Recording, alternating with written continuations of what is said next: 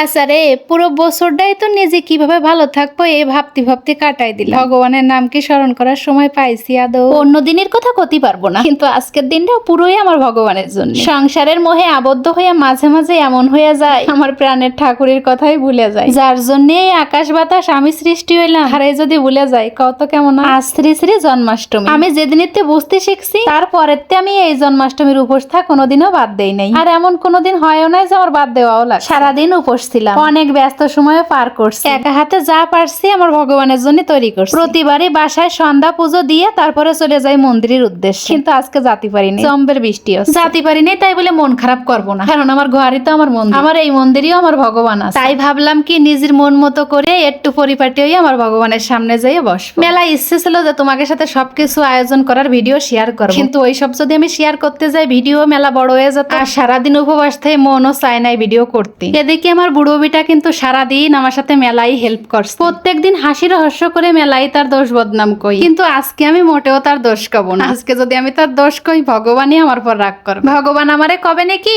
ওরে ও কি আরানি তুই কৃতজ্ঞতা স্বীকার করতে শিখিস না। তোর মাথার উপরে এমন বট গাছের ছায়া দেওয়ার পরেও তুই তার দোষ বদনাম করস, তাও আবার আমার সামনে। এই রকমের মেলা কথা চিন্তি হরেই আজকে আমি ভগবানের সামনে তার দোষ করলাম না। আমি সবকিছু নিজের হাতে তৈরি করছি, আর আমার প্রাণের স্বামী নিজের হাত দিয়ে এই ভোগগুলো সাজাইছে। প্রত্যেকবার এই উপবাসের দিন আমার মারে, আমার বড় মারে ভীষণ আকারে মিস করি। সারাদিন মা বড় মার মুখের দিক তাকাই থাকতাম, কোন সময় তালের বড়া লুচি বানাইয়ে ডাক দেবে। উপবাস থাই আমার মা বড় মারে প্রসাদ খাতি দেখতাম রাত 12টার পরে, আর আমরা সন্ধ্যা লাগলি হুমড়ি খেয়ে পড়তাম। আর আমার মা বড় মা কোনোদিনও আমাকে এনে বেশি কথাও কয় নাই, ওরা জানতো যে ছোট মানুষ। আজকে আমার কাঁঠালের বেশি এরম মেলা করা আচরণ আমার সাথে করছে। লুচি একখান বাঁচতে না বাঁচতে কয় আমার একখান দাও। মেলা জোরাজুরি হরে বুঝনে সিস্টার মা ভগবান রে না দিয়ে তোমারে দিলি পাপ হবে না তোমার। কিডা শুনে কার কথা দিয়াই লাগছিল। সত্যি একখান কথা কি, বাসায় ছোট গুঁড়ো গড়া থাকলে মেলা কিছুই বাজবিচের করা যায় না। এদিকে প্রিয়মের পাপা গীতা পাঠ শেষ করে নাম হট্টের বইখান পড়তেছিল। ভালোই লাগতেছিল গীতা পাঠ শুন। প্রিয়মের পাপা তুমি ভগবানের কাছে কি চাইলা? তোমারে কবকা জানি তুমি কি চাইছো, 7 জন্ম ধরে আমারে চাইছো। তা প্রিয়মের মা তুমি কি চাইলা? যুগ যুগান্তর যেন তোমার সাথে নিয়ে ভগবানের চরণ তলে মাথা নোয়াতে পারে। আমার ভগবান অনেক দয়ালু, সবার মনের আশা পূরণ করে। কারো মনের আশা 2 দিন আগে আর কারো 2 দিন পর। আমার প্রাণের ঠাকুর তুমি তোমার সকল সৃষ্টির সহায় হইও। গ্রামের বাড়ি এই দিনই সবাই জাগরণ করে, সারা রাত ভগবানের নাম কীর্তন করে। তাহলে চলো না প্রিয়মের মা আজকে সারা রাত আমরাও জাগরণ করি। খারাপ হয় না, যত দূর পর্যন্ত রাত জাগতে পারি। শুভ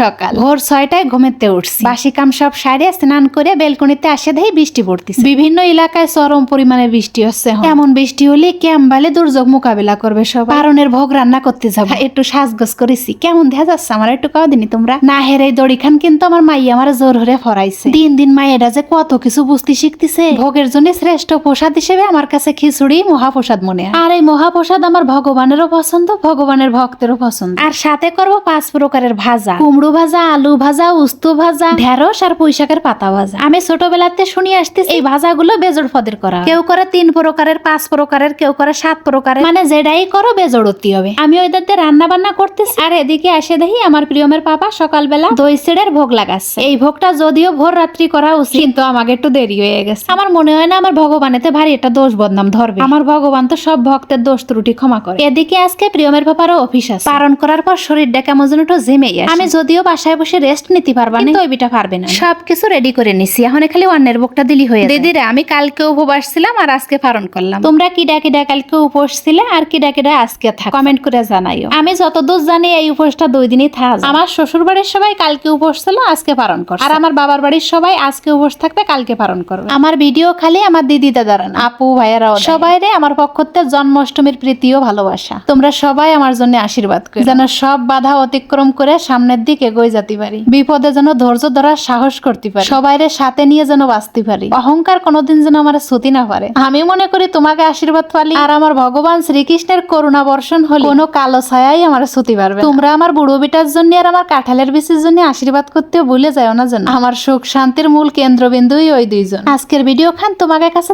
প্রসাদ পাতি বিদায়। তোমরা সবাই ভালো থাইও, পরবর্তী ভিডিও দেখার অপেক্ষা করো। আজকের মতো এই পর্যন্ত, টাটা বাই বাই।